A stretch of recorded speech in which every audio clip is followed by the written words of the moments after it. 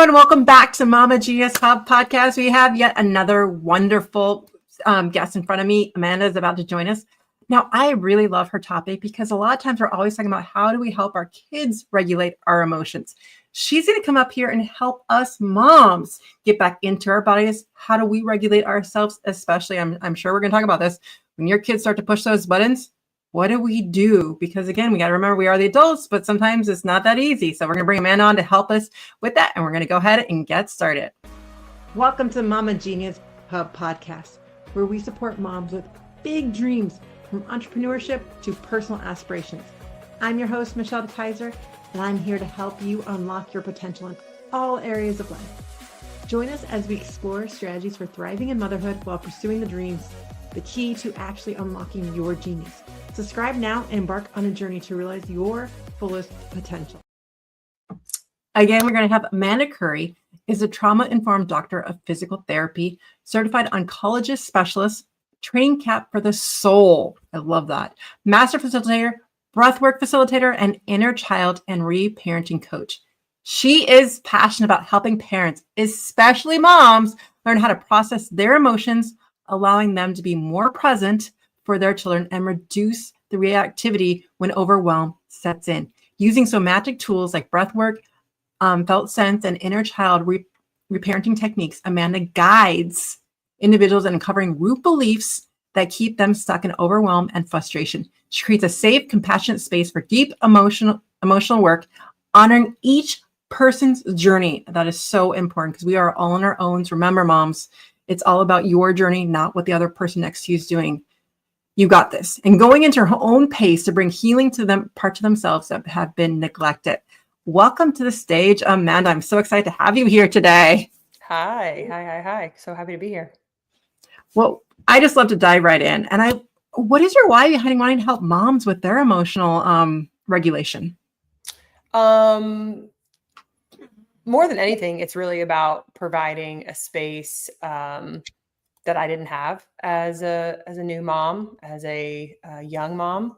And it's really about being able to support women in really just vulnerably speaking situations, just like we had 10 minutes ago, where we were having tech issues.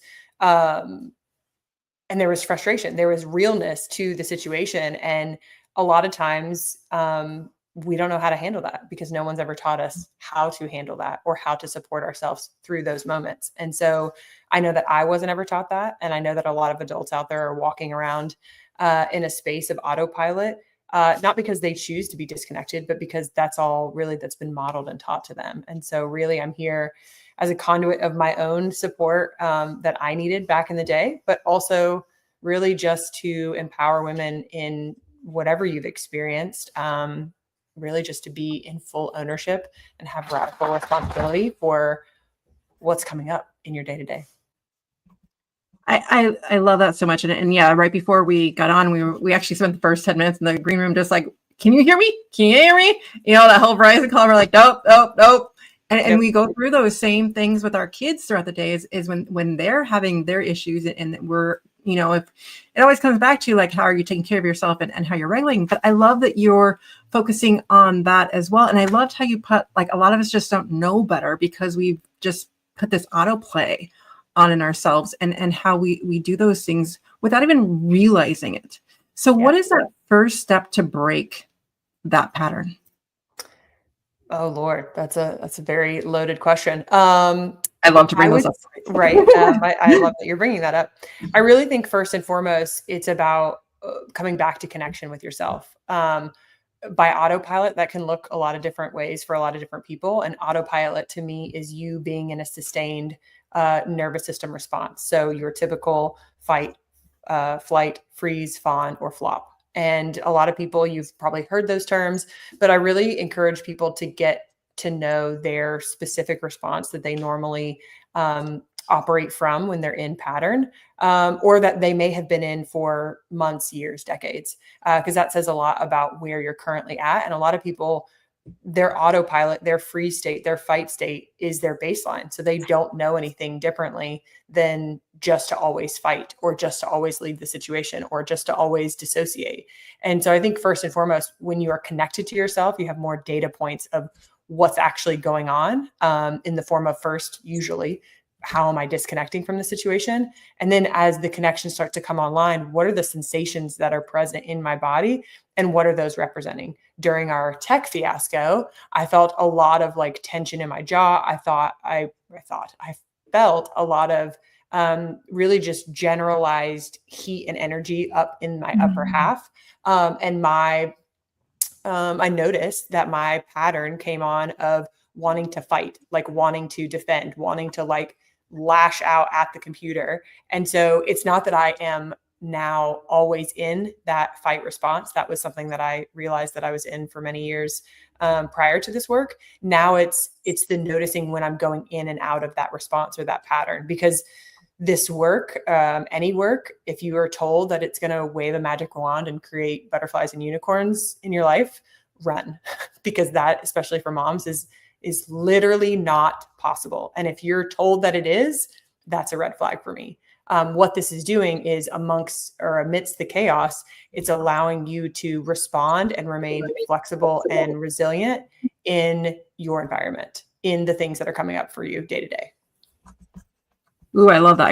I'm writing that down because the response of being flexible in your environment. And actually, as you were talking, I never really thought about it. Like I've heard, and I've known the fight, flight and everything, but as you were talking, I realized that my go-to is flight. Like and even as we're having tech, my thought was like, well, do we need to reschedule? Right. Do we need to leave? Do we leave? Yeah. Do we leave? Like, is this just not going to work out today? Like, we'll just reschedule. Like, that was my first, I didn't realize it until you said that. And that is generally like, I don't necessarily want to have that conversation. Or like my first is like, let me go like calm down. And like my kids are pushing my buttons. I just like go right up to my bedroom.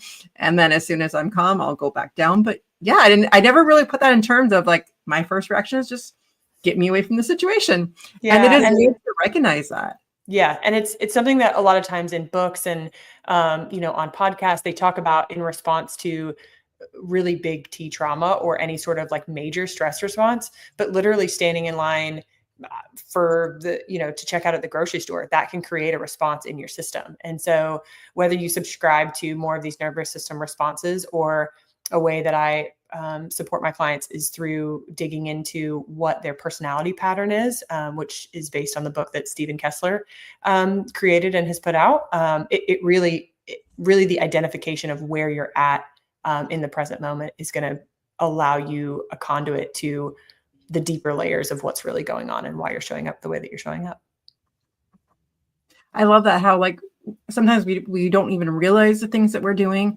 And it is like, just when you start to recognize that pattern, just as you were talking, like, I mean, I addressed it and I don't always fly from this tradition, but like just having these conversations right now, I'm like, wow, that is my first response is flight. Now that I'm aware of that, like you said, when you start to, what feelings come in, mine, like first thing was like with the tech thing, let's leave the room. Let's reschedule. Let's go do this. And it's good to recognize those patterns. And I love how you go back to discovering the personality pattern. So how do we, are there certain patterns or is it something that is more involved in learning, or is that something you can explain to us?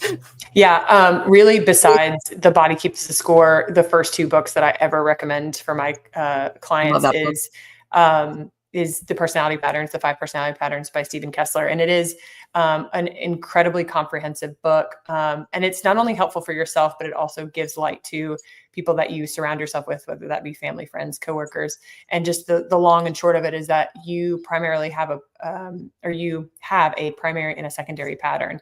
And they're loosely it's merging, leaving, enduring, aggressive, and rigid. And you could loosely kind of tie each one of those maybe to like, is it a fight? Is it a flight? Is it a flee? Is it whatever? But really it's based on more of a focus of the need. So if, for instance, my primary pattern is rigid and my secondary is aggressive, what's the need for a rigid pattern individual? Oh, well, they create structure to feel safe. They need predictability. There needs to be some consistency. And so for me, it's not just like, oh, you're in pattern. It also gives you a way to look into what's the need there to bring you back to presence and safety so that you very quickly get out of that pattern. And where some of the other, whether it's Enneagrams or Myers-Briggs or, the stress responses, it's not giving you a lot of now what. And that's what I really love about this book. Can you repeat the 5 one more time? It's rigid, aggressive, enduring, leaving, and merging. A lot of moms will find that they may not always be prior to motherhood merging. But a flavor of merging is something called merging compensated. And it's a lot of like, my worth is tied to my doing, and I give of myself and I give of myself and I give of myself. And then when I get into pattern, it's all, I do so much for you and no one does anything for me. So I mean, there are times where I can dip my toe in that. And I think the majority of these patterns are based on what you experience as a small child or even before you were born. But I do find that situationally, especially for moms, there is some of these patterns that really develop or become heightened when we become moms, just in the nature of what we're doing. And we'll dive right into that right after this. Attention mompreneurs. Do you feel like you're constantly juggling the responsibilities without a moment to yourself? It's time to pause and reflect with our Mama Genius quiz. Tailored for busy mamas like you, this quiz will help you identify what's blocking your path and inspire you to harness your unique strengths, transform how you manage life and business, find your rhythm, and ignite your joy. Visit mamageniushub.com today to discover your Mama Genius. Again, that's mamageniushub.com. I love how you brought that into motherhood and how the merging comes in, because it is so true that we then put into marjoram and like we're doing. And then all of a sudden you have that feeling of like, yeah, no one's doing anything for me. But then even if they do something for you, you're like, it's hard to even receive that. At least that's how I feel. Yeah. I don't know. Yeah. And that's kind of I didn't dive into that in your initial question, but after you notice the stress response and you notice sensation, the next thing is, can you identify the story and then detach yourself from the story? So the story of the sensations that were present for me with the tech issues is that like, this is too complicated. Why is this so hard? Why does technology never work? I'm not good at technology, whatever it is. So you can notice the story along with noticing the sensation, but you don't get overtaken by the storm and the wave of the story, because that's really what elevates us and sends us into a place where we're not productive, we're not present, and we really can't connect to what the real need is, right? So what I really needed is for my husband to be here and to help because I wasn't resourced to be able to figure it out myself. But you did. Right. But that's not possible right now. So if I were to get swept away with the story of I need help, this is too hard, then we probably would have been like, oh yeah, we should reschedule. And of course, the ability for me to be with the sensations and the stories allowed me to watch the wave crash, let it do its thing, and then be like, okay, we got this. This is fine. And so the same thing is true for doing. What's the story that's attached to your overwhelm and your reactivity? I have to do it all myself. I'm the only one that can do it. My partner doesn't know how to do it. He's not going to do it right. He's not going to do it quick enough. The kids aren't going to like how he does it. All of these are stories, and we choose to take on those stories. And we also get to choose to identify the stories and detach from them, or look at, is this even my energy of the story? Or is this what I watched mom and dad play out however many years ago? So yeah, it's definitely there, layer upon layer upon layer, that you get to traverse as your nervous system has the capacity to do so.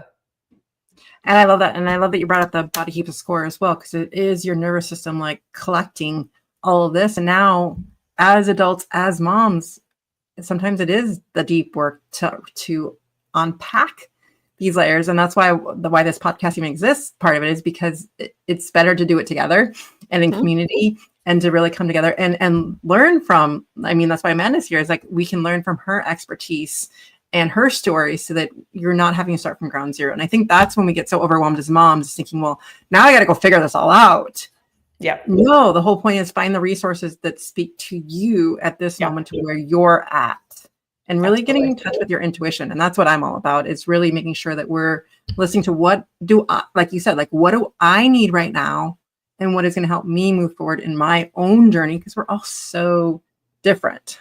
Yeah, you took the words right out of my mouth, because something that is a underlying and emerging passion of mine is connecting women back to their intuition.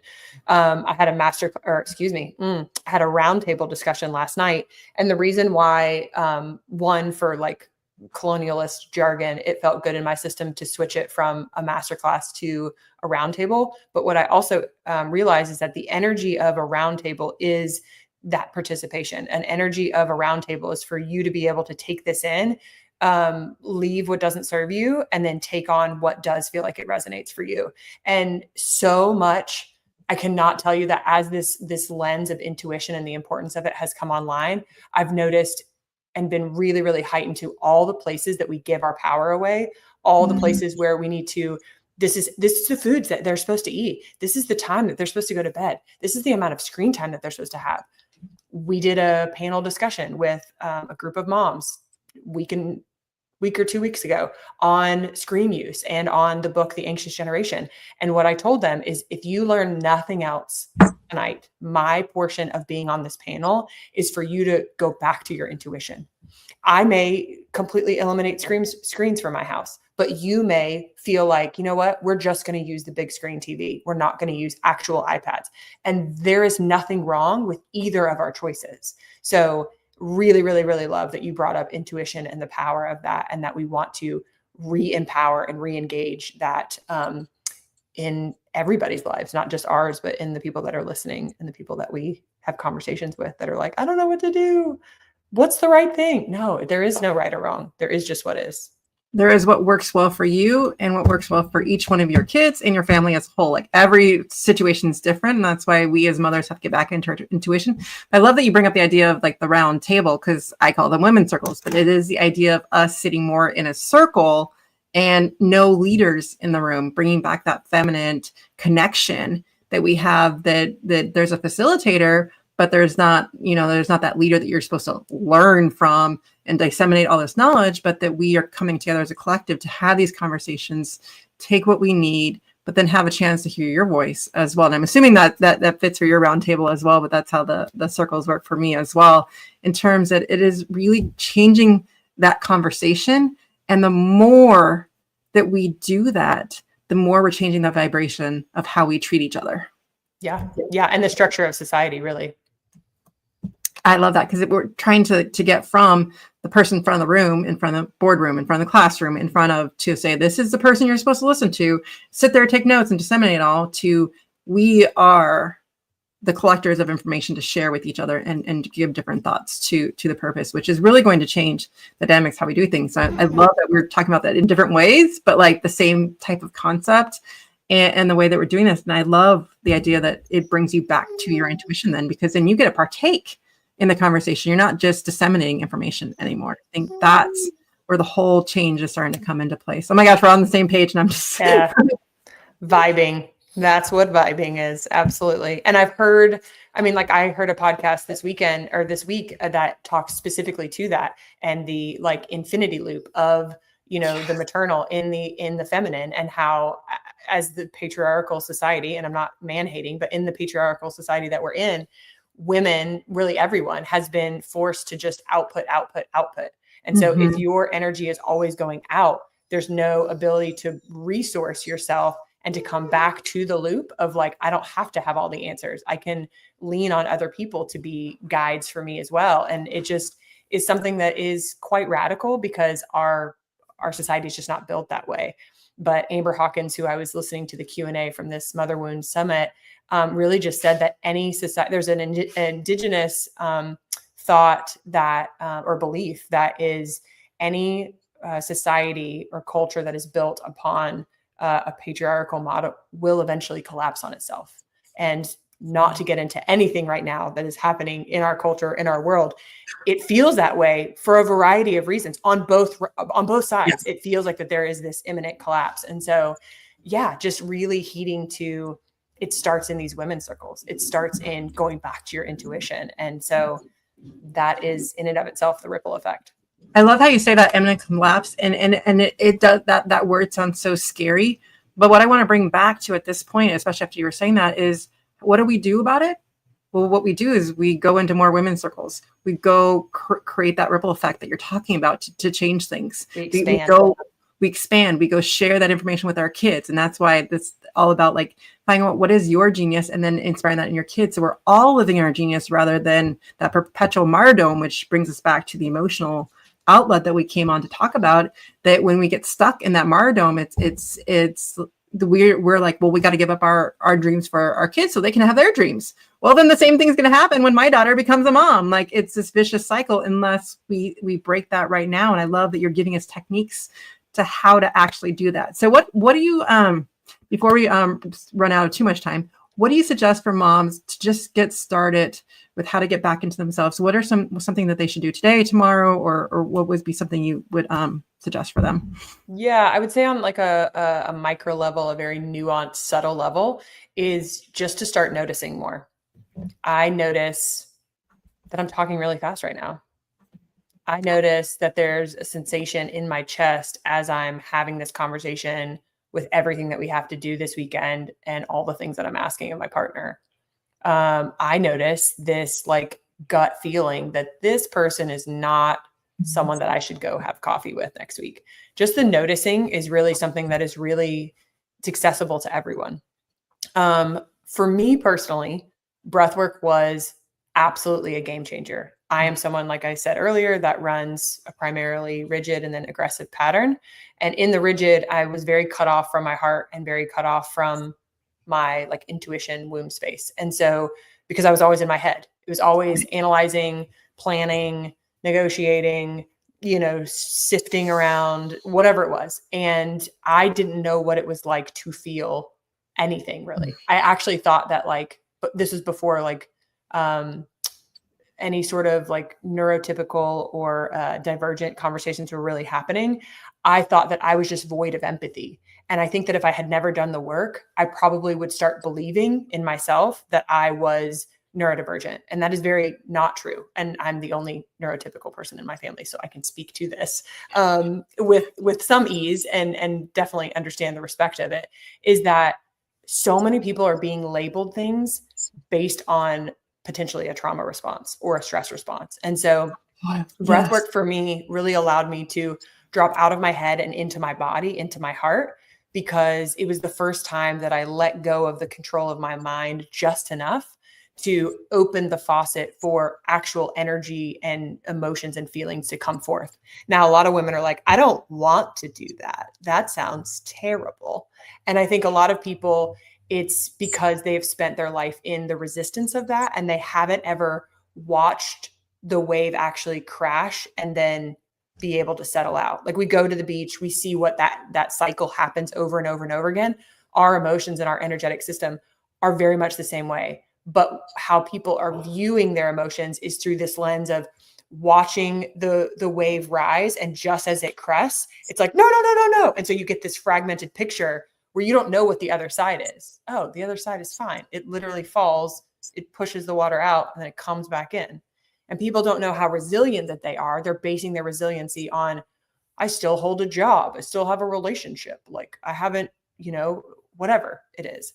And so breathwork really, for a lot of people, can downregulate their system if they are like very anxious, very amped, but it also can drive up a system that is in more of that flop, fawn, freeze response. Because you touched on this earlier of what I said of the variability and the flexibility. And I had a breathwork facilitator say in a training that optimal wellness is purely just based on choice. So you can be in homeostasis, but sometimes our systems need a hyperactive state to get shit done, to really focus, to plan.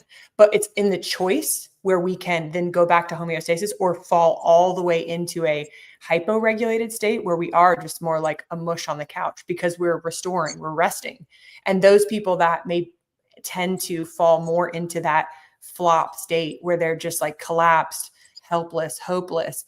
Breathwork also allows and empowers you to get back to the homeostasis, or maybe even above that, to where you're like, I could do anything. And it also allows you to tap into, first and foremost, your intuition and those stories that have been running the show for who knows how long in your life. I totally agree with that. And actually, that's one of the first things I suggest is, as soon as we got our technology back on, before I was like, well, let's take 3 deep breaths together. Let's get back to our bodies and let's do this. So on that note, we'll be right back. Do you ever feel like your own dreams are fading on you as you focus and keep everything together for your family, or been buried under laundry and school runs and endless to-do lists. They're so deep, you don't even know what they are anymore. The Mama Genius Hub is here to help you uncover that part of you again. Maybe you felt that pull to start a passion project, return to a hobby you once loved, or pursue a career that lights you up, but you're so caught in everyone else's needs that you keep slipping through the cracks. In just 15 minutes a day, our mini courses will help you reconnect with those dreams while finding a new rhythm in motherhood's beautiful, messy life. And best of all, you'll be doing it with a community of moms who truly understand the juggle and the joy. The Mama Genius Hub is a community who've been there and are here to support and inspire each other every step of the way. It's time to rediscover your spark, live in your genius, and inspire your kids by showing them how to follow their own passions. Join the Mama Genius Hub today and start creating space for you again without guilt and doing it solo. Come to www.connectingmamas.com for more details.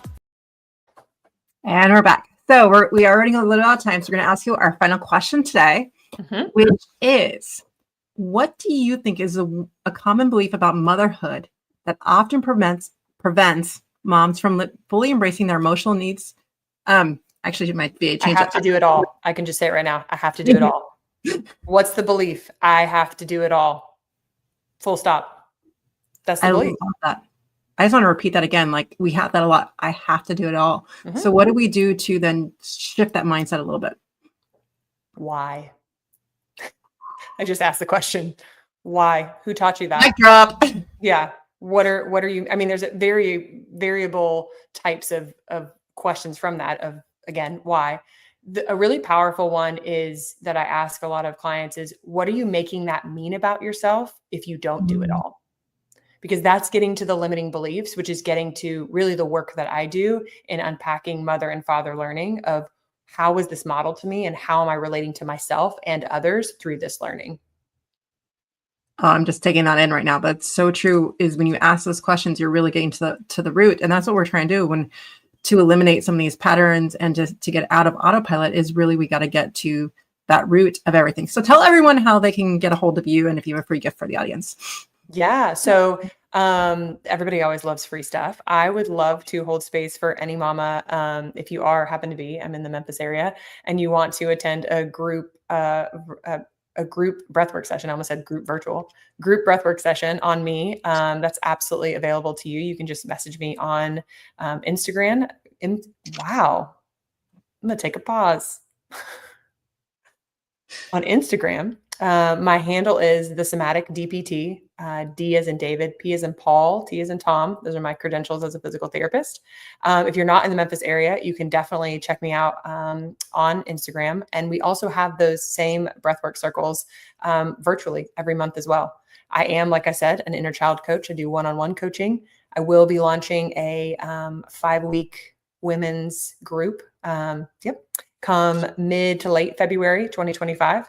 So I would love to answer any questions if you want to connect with me on socials about that opportunity. But really, it's about your first step. I have so many free resources on my Instagram page, on my Linktree account. And I really, wherever you're at financially, energetically, emotionally, there is something out there for you, because I believe that this work is for all moms, no matter what access that you have financially, socially, any of it.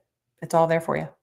I love it so much. So if the word breath work is just on your head a little bit and it kind of hits you right here in the heart, into your intuition a little bit, and you're like, I'm curious, look Amanda up. And that's what this is about, is if it hits you right there and you're like, all of a sudden, like, I wonder about that. Like that's the time to jump right in. And so we'll put Amanda backstage while I go through some of our takeaways from today. So what an amazing idea. Talk of just how do we get back into our bodies? How do we do those things? And so number one, first takeaways, how do we support ourselves through that movement, through the autoplay, right? How do we take that away? And the first step, she was saying, to get rid of the autoplay is really to how do we start connecting with ourselves again and looking at that fight, flight, or fight, fright, or flight. Now I'm tongue tied today. And what is your tendency to respond? She was saying that hers was more to fight, mine was more to flight. And to really, once you start to acknowledge that, where are you going with that? Which leads us into number two. what is your personality? And could look at that book from Stephen Kessler, Allowing Your Body. And then also the other book she recommended was Your Body Keeps Score, which I also recommend. Again, all those layers that are in there.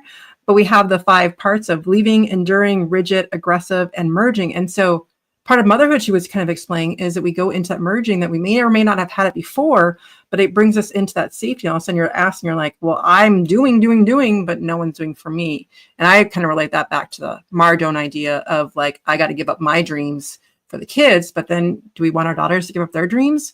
So where do we draw the line on that? Which leads us into number 3, which is, I rewrote my notes real quick.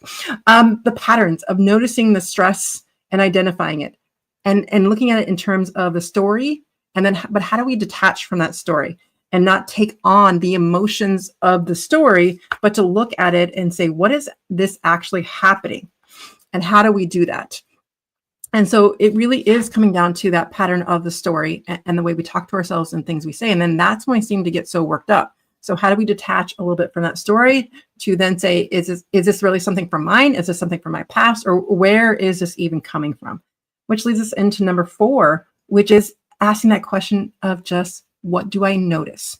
How am I feeling? How am I doing these things? So I can start to connect back to my own intuition. I can start to have those, say that together and start listening to what's going on inside of me and what do I need to move forward. And we were both saying part of that moving forward, especially for us as women, is finding some sort of women's circle, round table, as she wrote, as Amanda put it, but to where we can start to connect and have a different take on how we share about ourselves. And then that leads me into number 5, which I was actually never really thought about. And so I actually had remarked all my notes to put this for number 5.